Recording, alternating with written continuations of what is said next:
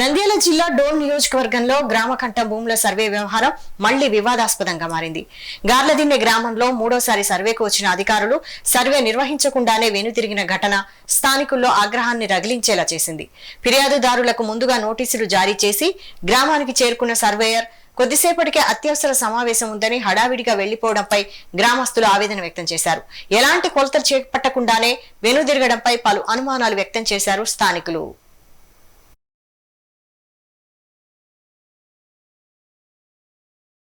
గార్లదిన్నె గ్రామంలో గ్రామకంఠం సర్వే చేయడానికి నోటీసు ఇవ్వడం జరిగింది.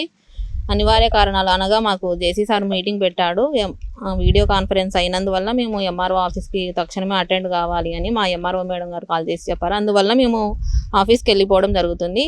ఈ సర్వే అనేది మళ్ళీ కూడా నోటీస్ ఇచ్చి అందరి గ్రామ ప్రజలకి, సర్పంచ్కి, పంచాయతీ సెక్రటరీకి అందరికి నోటీస్ పంపి మళ్ళీ సర్వే చేస్తామని తెలియజేస్తున్నాం. పెత్తందారులు పక్క చేసుకున్నారు. ఒక 6 నెలల నుండి పోరాడుతున్నాము. సీఎం కట్టి వచ్చినాము, అన్ని వచ్చినాము, చేర్చామంటున్నారు. ఇంటి ముందుకు వచ్చి కట్ట కొలిచిపోయినారు, ఎన్నిపోయినారు. మళ్ళీ ఈరోజు ఫోన్ వచ్చింది. ఆ మేడం ఒక ఊళ్ళోకి వచ్చి 2 చెప్పులు మళ్ళీ పోయింది.